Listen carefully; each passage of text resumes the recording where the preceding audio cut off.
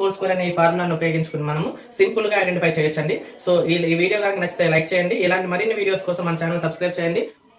Non maths students కోసము మనం special గా ఈ మ్యాథ్స్ ఈ సిరీస్ లో భాగంగా చాలా లాజిక్స్, షార్ట్ కట్స్, ట్రిక్స్ మీకు అందించబోతున్నామండి. తప్పకుండా మన ఛానల్ సబ్స్క్రైబ్ చేసి మమ్మల్ని ఎంకరేజ్ చేయండి.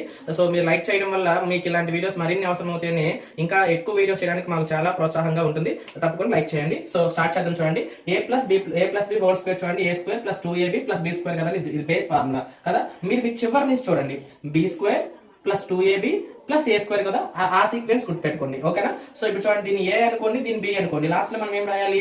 బి స్క్వేర్ అంటే ఒకటి స్క్వేర్ అంతా ఒకటి. ఓకేనా?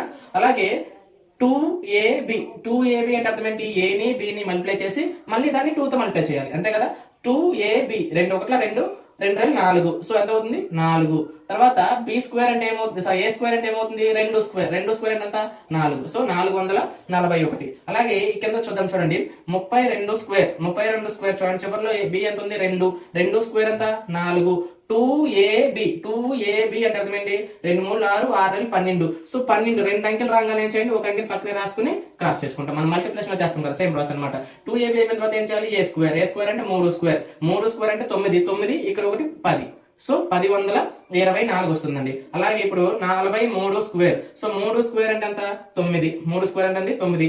2ab దీన్ని మైండ్ లో ఉంచుకోండి. 2ab ని 2 4 8 8 3 24. సో 24లో సో 4ని కట్ చేసి మనం ఇక్కడ రాసుకుంటాం. 4 4 16 16 2 18 18 89 ఆన్సర్ అనమాట. సో ఇదే విధంగా మీరు 54 స్క్వేర్ ని చేసి తెలిస్తే ఆన్సర్ ఇక్కడ కామెంట్ చేయండి. నెక్స్ట్ షార్ట్ లో మనం కలుద్దాం. Thank you.